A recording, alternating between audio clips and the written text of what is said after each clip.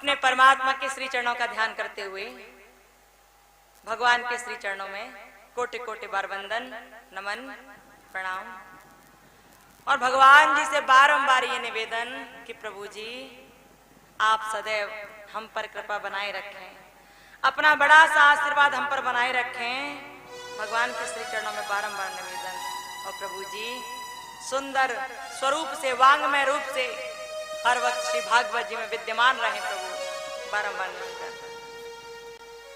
श्री हनुमान जी महाराज के चरण कमलों का ध्यान करते हुए कोटि कोटि बार वंदन, प्रणाम और निवेदन। शीघ्रता करें, आए और आकर के अपनी चौकी पर विराजमान हो, बारंबार निवेदन। श्री गुरु जी महाराज के चरण कमलों का ध्यान करते हुए बारंबार प्रणाम। सभी संत जनों के श्री चरणों में बारंबार प्रणाम और निवेदन कि आप भी अपना बड़ा सा आशीर्वाद हम पर बनाए रखेंगे। श्री गुरु जी महाराज मानसिक रूप से अपने आसन पर विराजमान होंगे और यहाँ जितने भी संत महात्मन ऋषि मुनि विराजमान हैं वे अपने आसन पर बहुत सम्मान के साथ, बहुत प्रेम के साथ विराजमान होंगे, बहुत प्रेम से बैठेंगे। निवेदन सभी के चरणों में। जितने भी ब्राह्मण विद्वान और बड़े बुजुर्ग हैं उन सभी के चरणों में प्रणाम, सभी माताओं के श्री चरणों में प्रणाम। और आप सभी से निवेदन कि आप सभी बहुत हर्षोल्लास के साथ कथाओं का रसास्वादन बहुत रसमय ढंग के साथ करते जाएंगे, कथाओं को बहुत प्रेम से सुनेंगे।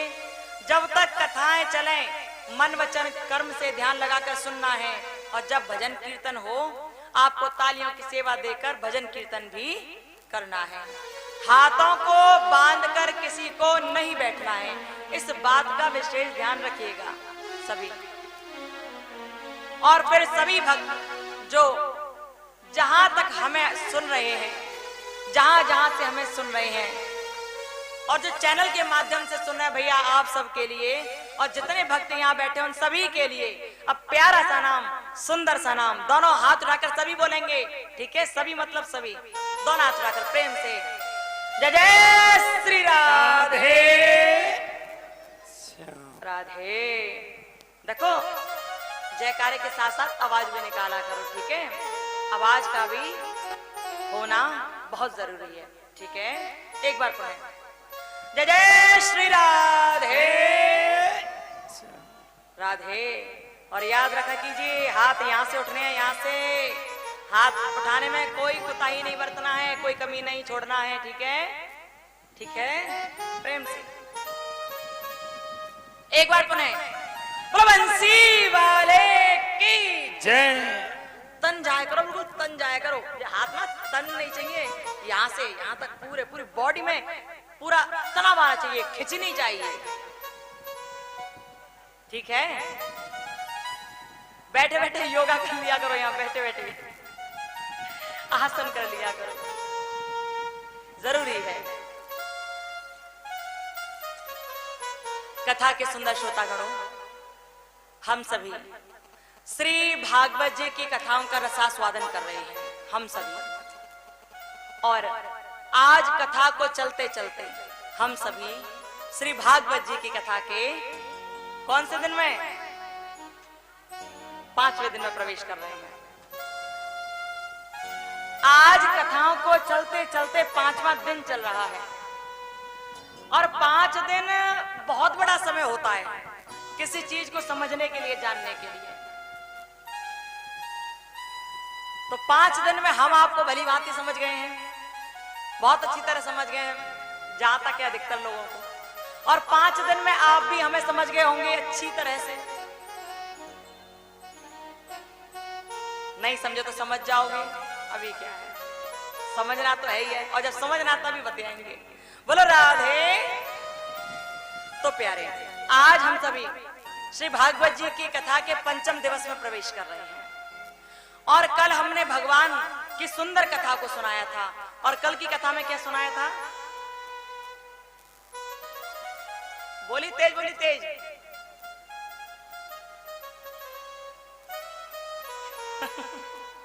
क्या सुनाया था कल?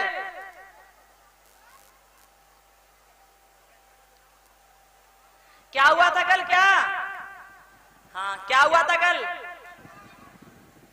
पीछे वाले भक्तजनों बताएं क्या हुआ था कल।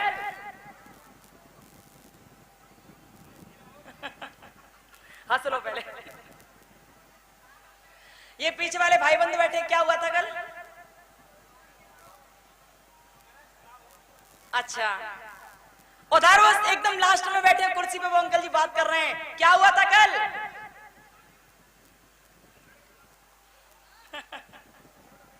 कल हम सभी ने भगवान कृष्ण के अवतार की कथा को सुना था, याद है ना?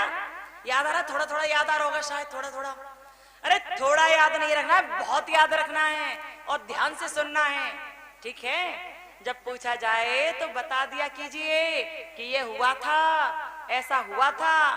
प्यारे, जब बताओगे तभी ना पता चलेगा कि आप कथा को सुन रहे हैं, तभी तो पता चलेगा। इसलिए बता दिया कीजिए। चलिए, आपको याद है, अच्छी बात है, और जिनको नहीं याद है उनके लिए और अच्छी बात है। अब और ध्यान से सुन लेना, ध्यान से नहीं सुनोगे तो कल देखो।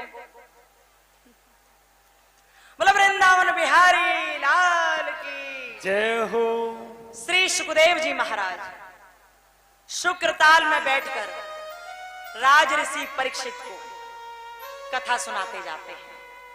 राज ऋषि परीक्षित एक आसन पर बैठकर बहुत ध्यान से और बहुत प्रेम के साथ कथा को सुनते जाते हैं, बहुत प्रेम और श्रद्धा के साथ।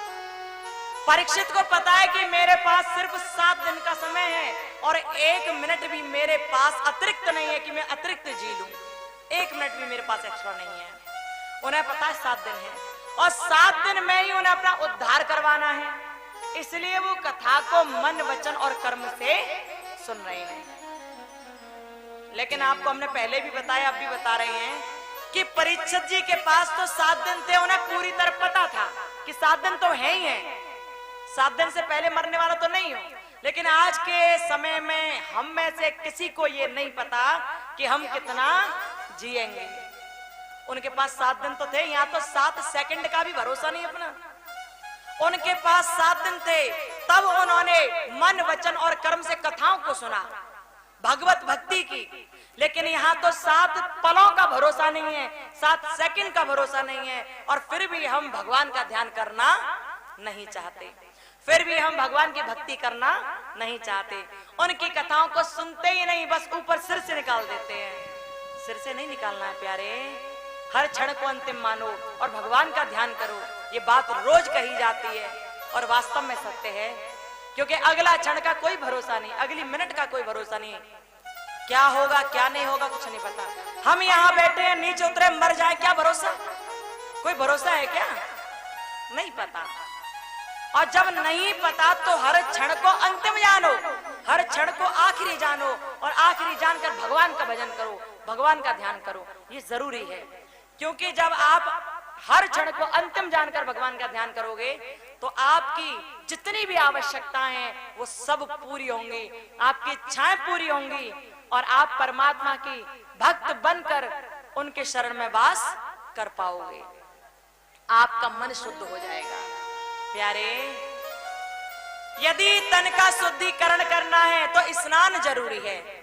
जब नहाओगे तभी तो तन सुंदर होगा। ऐसा तो नहीं कंजड़ों की तरह घूमते रहो, कंजड़ बन के रहो, ऐसा तो नहीं है। यदि कंजड़ बन के रहोगे तो क्या तन शुद्ध होगा अपना? तो तुम कंजड़ से ही लगेंगे, सकल सूरत भी बेकार लगेगी। तो राजा बाबू बन के घूमना है। कैसे? राजा बाबू बन के। स्नान करने से तन का शुद्धिकरण होता है, भगवान का भजन करने से मन का शुद्धिकरण होता है, और दान करने से धन का शुद्धिकरण होता है। तन मन धन तीनों चीज हमें लगानी पड़ती हैं भगवान के ध्यान में, तभी जाकर हमें पूरी तरह से फल मिल पाता है, हम भगवान के चरणों के अनुरागी बन पाते हैं। सुखदेव जी महाराज राज ऋषि परीक्षित को कथा सुनाते रहते हैं, कथा सुनाते जाते हैं, और कथा सुनाते हुए कहते हैं, सुनो आगे की बात मैं तुम्हें सुनाता हूं। कहने लगे, अथ सर्वगुणोपेत कालः, कालः परम शोभनः, यहेर्वदान जन्म शांत ग्रह तारक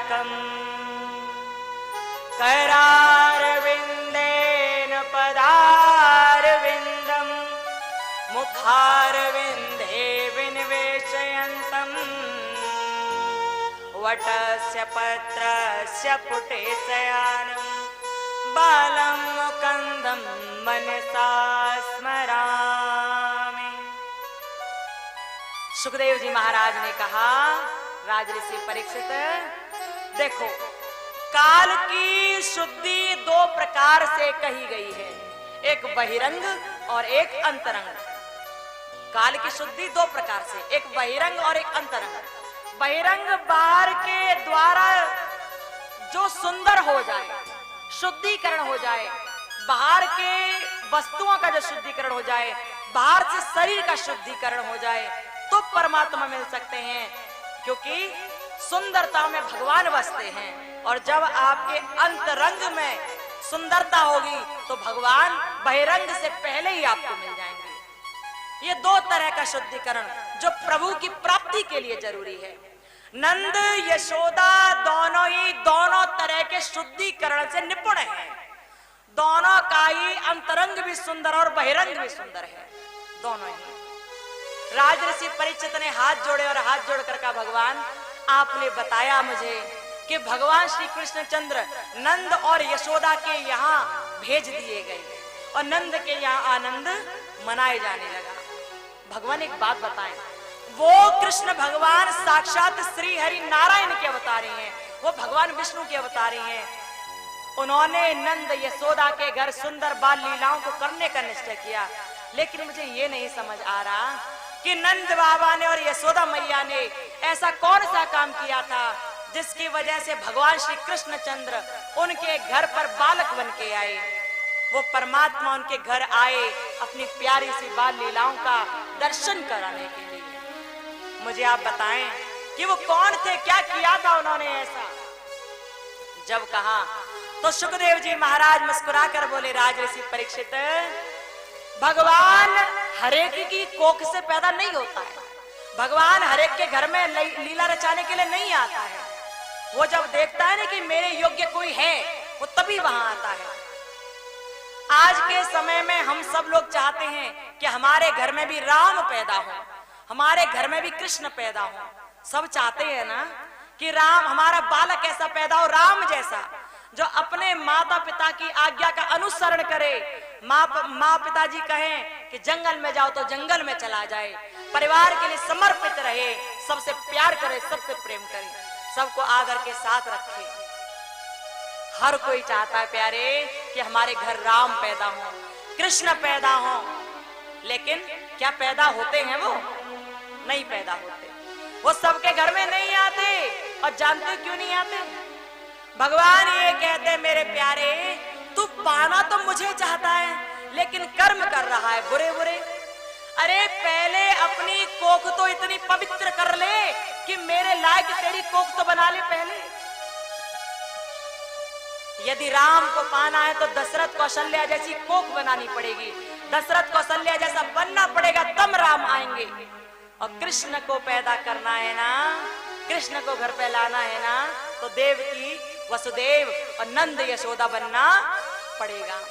भगवान आज भी आ जाएंगे, अब भी आ जाएंगे, लेकिन पहले वो कोख देख रहे हैं, कौन सी कोख पवित्र है, किस कोख में मुझे जाना चाहिए, कौन सा घर पवित्र है।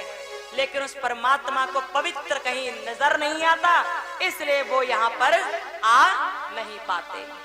तो राम को पाना है ना, कृष्ण को पाना है ना, राधा या सीता को पाना है ना, तो प्यारे पहले अपने कर्मों पर ध्यान देना चाहिए हम लोगों को। पहले ऐसे कर्म करने चाहिए जो वास्तव में सुंदर हो, सुव्यवस्थित हो। ऐसे कर्म करने चाहिए जिससे दूसरे का अहित न हो, सब खुश रहें और अपना स्वयं में भी संतुष्टि मिलती रहे। ऐसे कर्म करो। यदि राम को अब भी पाना है ना, तो जो भी माताएं गर्भवती हैं, प्रयास किया कीजिए कि आप रोज रोज श्री रामचरितमानस का पाठ करें, श्री रामचरितमानस को सुने या कथा भागवत सुने। प्रयास किया कीजिए। जो भी माताएं गर्भवती हैं, जो पुरुष लोग हैं, भाई बंधु लोग हैं, वो भी यदि अपने परिवार में चाहते हैं कि उनके यहाँ राम या कृष्ण पैदा हो, देवताओं के स्वरूप पैदा हो, तो भैया आपको भी प्रयास करना पड़ेगा। क्योंकि आप जो कर आते हो वही संस्कार आपकी औलाद में आते हैं, वही संस्कार आपकी संतान में आते हैं। तो पहले हम सभी को खड़ा होना पड़ेगा। हम सभी को सच्चे मन से हर कार्य सुंदर तरह से करना होगा, तब जाकर हमारे घर में भी राम और कृष्ण अवतार लेंगे। याद रखना। बोलो भक्त वत्सल भगवान की जय हो। सुखदेव जी महाराज से जब राजऋषि परीक्षित ने कहा, प्रभु जी इसने यशोदा मैया ने और नंद बाबा ने ऐसे कौन से काम किए थे जिनकी वजह से भगवान श्री कृष्णचंद्र इनके घर आए और लीलाएं रचाने लगे। ये सुनकर सुखदेव जी महाराज कहने लगे, राजऋषि परीक्षित हर बात के पीछे कोई ना कोई कारण जरूर होता है। हर बात के पीछे ये जो नंद यशोदा है ना, ये पिछले जन्म में द्रोण और धरा नाम के ये दोनों पति पत्नी थे। पिछले जन्म में भी ये पति पत्नी थे। इनका नाम था द्रोण और धरा। ये दोनों बड़े प्रेम के साथ अपना जीवन व्यतीत कर रहे थे, लेकिन दुर्भाग्यवश इनके कोई संतान नहीं हुई थी। और जब संतान नहीं हुई तो संतान की इच्छा इनके मन में जागृत हुई। ये जंगलों में चले गए भगवान का ध्यान करने के लिए। इन्होंने हजारों वर्षों तक भगवान की तपस्या की, अनेकों वर्षों तक भगवान का ध्यान किया। और जब भगवान का ध्यान किया तभी श्री हरि भगवान विष्णु प्रकट हुए। बोलो विष्णु भगवान की जय हो। भगवान श्री हरि विष्णु प्रकट हुए। प्रकट होकर कहने लगे, द्रोण धरा क्या बात है, इतना गहरा तप आप क्यों कर रहे हैं, क्या इच्छा है आपके मन में, बताएं। तभी यह बात सुनकर द्रोण रोने लगे। धरा की आंखों में भी आंसू आ गए और झट से परमात्मा के चरणों में दोनों गिर गए। हाथ जोड़कर बोले, भगवान हमारी कोई संतान नहीं है, हमारी बहुत इच्छा है कि हमारे भी कोई बालक हो, हमारे घर के आंगन में भी बाल लीलाएं करे, हम भी उसे चलता फिरता हुआ देखें प्रभु, बहुत इच्छा है। भगवान ने कहा, कैसा बालक चाहिए? धरा ने झट से कह दिया, आप जैसा चाहिए, क्योंकि आप बहुत प्यारे हो, बहुत सुंदर हो, ऐसा ही चाहिए। आप जैसा चाहिए, कहीं से ढूंढ कर ले आओ ना, हमें दे दो ना। द्रोण ने भी कह दिया, हाँ आप जैसा ही बालक हमें चाहिए। ये सुनकर भगवान श्री हरि मुस्कुराने लगे और मुस्कुरा कर बोले, अरे द्रोण, अरे धरा, मैं अपना जैसा दूसरा ढूंढकर कहां से लाऊंगा तुम्हारे लिए? मैं अपना जैसा दूसरा ढूंढकर कहां से लाऊंगा? लेकिन चिंता मत करो, मैं स्वयं ही तुम्हारे घर आऊंगा, मैं स्वयं ही आऊंगा और आकर तुम्हारे घर बाल लीलाओं को करूंगा। भगवान ने ऐसा वचन दे दिया, ऐसा आशीर्वाद दे दिया। उसी वचन की वजह से, उसी आशीर्वाद की वजह से आज वो नंद यशोदा बन गए, जो पिछले जन्म में द्रोण और धरा थे।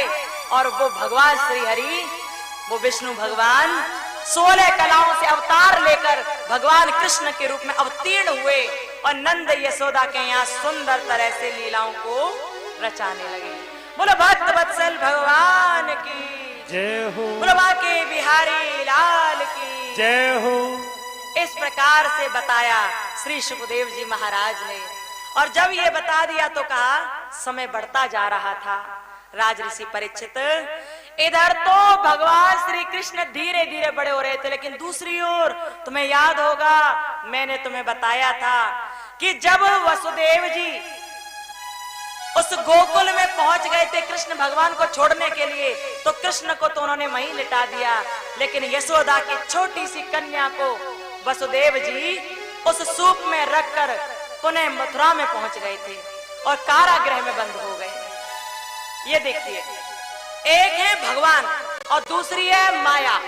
वो कौन है? वो योग माया है। योग माया कौन सी वाली? जो नंद रानी ने जिसको उत्पन्न किया, वो योग माया। जब भगवान कृष्ण पैदा हुए थे तो वसुदेव जी के हाथ में बंधी हुई हथकड़ियां और पैर में बंधी हुई बेड़ियां सब टूट गई थी, सब टूट गई। अनेक प्रकार के जो दरवाजे लगे थे सब टूट गए, सब के ताले टूट गए, पहरेदार सब सो गए और वसुदेव जी निकल कर चले गए जब भगवान हुए थे तब।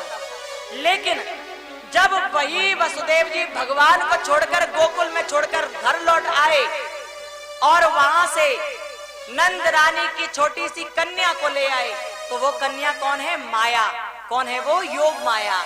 जैसे ही कन्या को लेकर आए कारागृह में, तो जो हथकड़ियां बेड़ियां पड़ी थी वो दोबारा पड़ गई, दोबारा बंध गई। जो दरवाजे पहले खुल गए थे वो झट से लग गए, 21,000 पहरेदार जो सो गए थे वो झट से खड़े हो गए, सब तैयार हो गए। इसका मतलब समझ रहे हैं?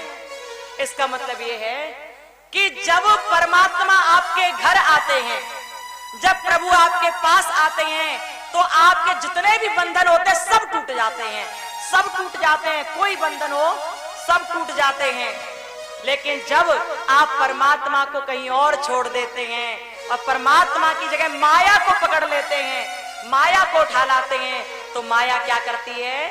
माया के आते ही आपके जितने बंधन है ना सब बंध जाते हैं, आप हथकड़ियां बेड़ियां सब में जकड़ जाते हो। प्यारे, माया और भक्ति में यही अंतर है। माया लाओगे तो बंधन में बंध जाओगे, और भगवान को लाओगे तो बंधन से मुक्त हो जाओगे। बोलो राधे। किसी ने पूछ लिया कि माया और भक्ति में क्या अंतर है? किसी ने पूछा माया और भक्ति में क्या अंतर है? तो एक संत ने बड़ा सुंदर उत्तर दिया, बहुत प्यारा उत्तर दिया, और कहा कि मैं बताता हूं कि माया और भक्ति में क्या अंतर है। उन संत महाराज ने कहा, देख मेरे प्यारे, ध्यान से सुन कि माया भक्ति में अंतर क्या है। यदि तू दुनिया के नचाए नाचना चाहता है, यदि तू संसार में नाचना चाहता है, यदि तू जगह जगह नाचना चाहता है, तो माया को पकड़ ले। क्या कहा? यदि तू जगह जगह नाचना चाहता है तो माया को पकड़ ले। माया का मतलब क्या है? माया, मां यानी कि नहीं, माया जो है ही नहीं। मां का मतलब जो, और या यानी कि है नहीं, जो है नहीं उसका नाम है माया। यदि आप संसार में नाचना चाहते हो, आप जगह जगह नाचना चाहते हो, तो माया को पकड़ लो, और यदि आप परमात्मा को नचाना चाहते हो तो भक्ति को पकड़ लो। किसको नचाना है? अभी आप देखो, माया आपको नचाएगी और भक्ति भगवान को नचाएगी। स्वयं नाचना चाहो तो माया को पकड़ लो, क्योंकि माया तो ऐसी है ना, आज आपके पास है, कल आपके पड़ोसी के पास होगी, परसों कहीं और होगी, और आप उसे पाने के लिए नाचते रहोगे। लेकिन जिस दिन प्यारे आपने भक्ति को प्राप्त कर लिया, भक्ति को पकड़ लिया, उस दिन परमात्मा आएंगे और आपके सामने नाचना शुरू कर देंगे।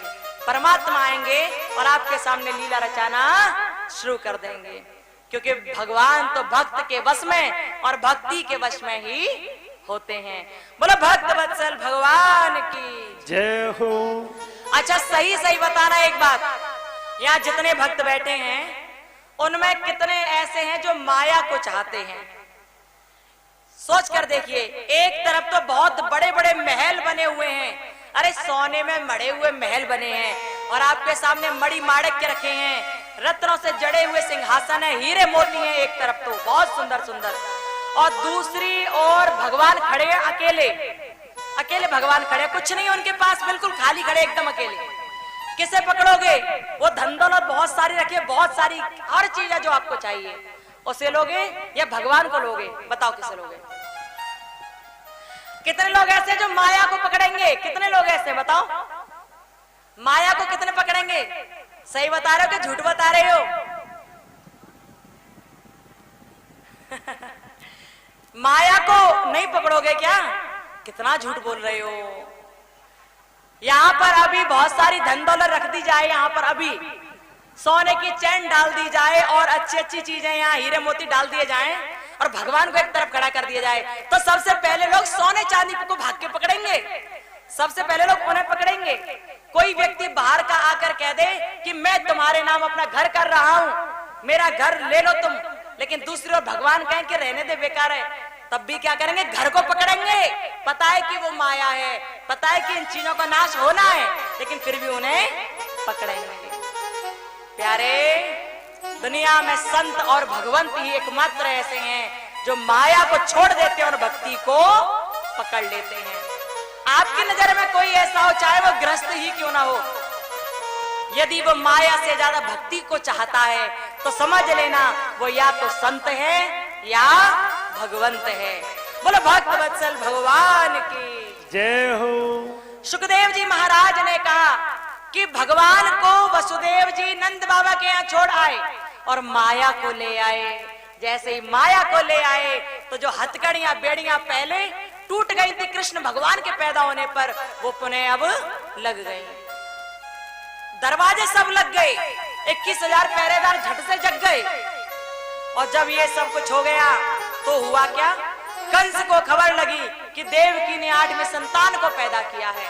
अब तो कंस दौड़ता हुआ आया उसी कारागृह में, और जब वो आया तो उसने देखा कि देवकी की गोद में एक छोटा सा बालक है, देवकी की गोद में एक छोटा सा शिशु है।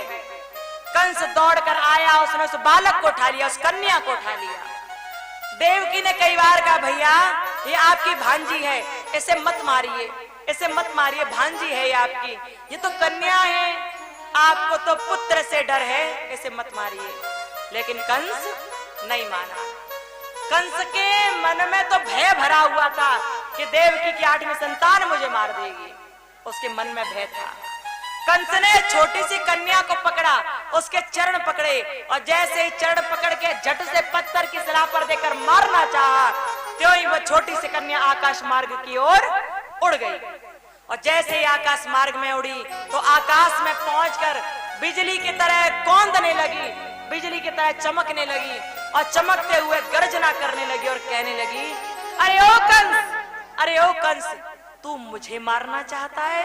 अरे कंस, तुम मुझे क्या मारेगा, तुझे मारने वाला तो ब्रजमंडल में पल ही रहा है, तू मुझे क्या मारेगा।